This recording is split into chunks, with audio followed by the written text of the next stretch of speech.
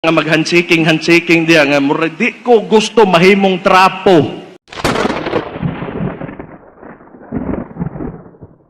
Magandang tanghali mga kabisdak. Pag-usapan lang ho natin itong video ngayon na kumakalat sa social media. Nakita ko ho ito.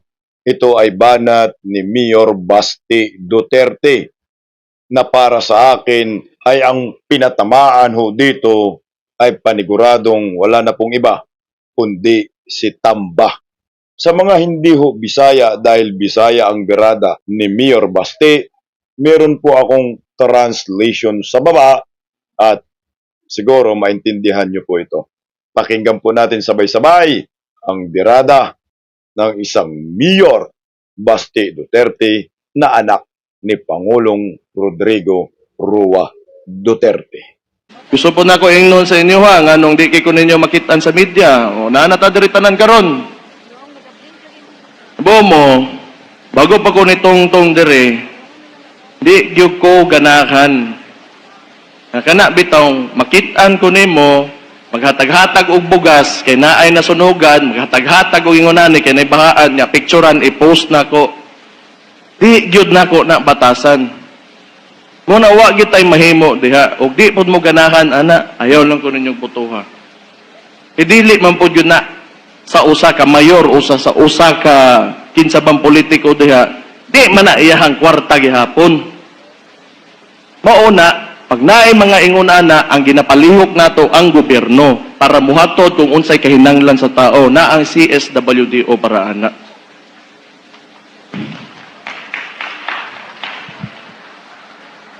Mauna, kung dili ko ninyo makita nga mag-handshaking diya nga murag di ko gusto mahimong trapo. Mauna, kung mo trabaho ko, unsay hinanakit ninyo, unsay kalisod ninyo sa inyong kanang paabtas ko, kay muadto ko, tabangan ta mo, pinaagi kung unsay sa kong kapasidad bilang mayor ko. Pero dili gyud ko makita ninyo nga mag-video, mag-picture sa akong gibuhat sa inyo nga kay obligasyon ko na og trabaho gyud ako na bilang mayor ninyo. O ayan mga kabisdak, sino ba ang pinatamaan sa banat ni Mayor Basti dito? Aba, paniguradong sapul si Tamba dito sa sinasabi ni Mayor Basti. Ipal, trapo, aba ho, alam nyo na po kung sino ang mga yan.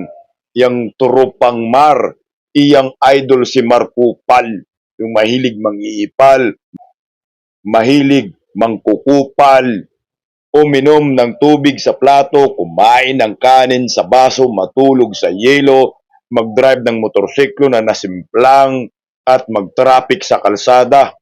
Ayan po, si Markupal ho yan eh.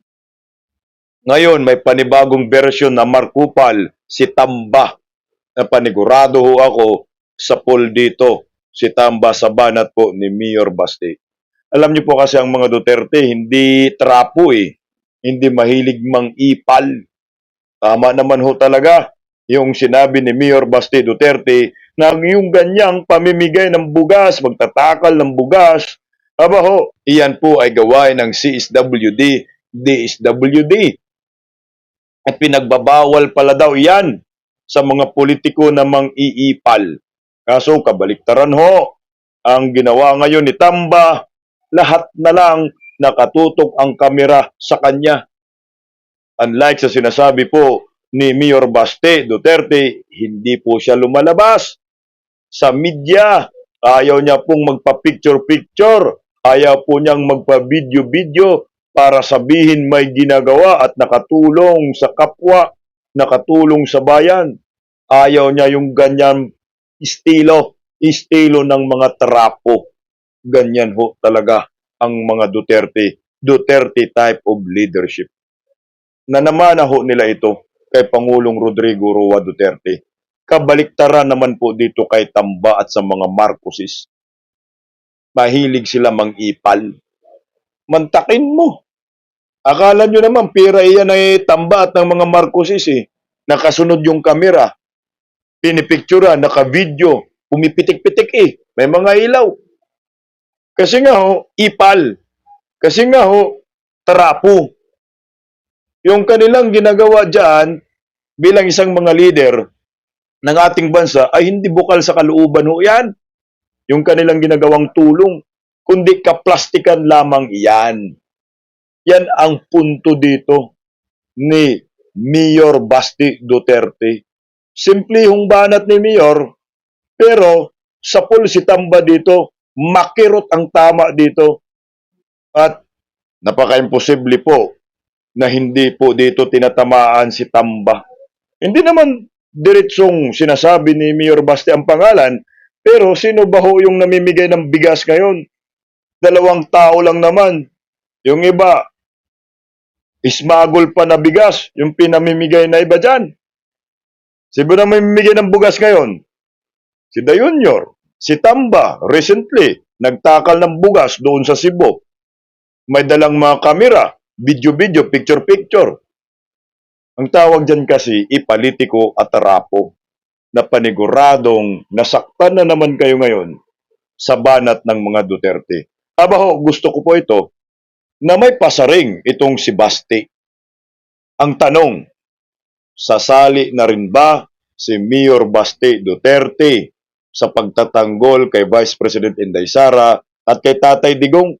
Si Pulong, alam na ho natin, bumira na rin po si Pulong Duterte. Aba, kaisa niyo po kami dito sa Bisdak Pilipinas Duterte Family. Laban po sa mga tarapo at mga ipolitikong naghahari-harian sa ating lipunan ngayon.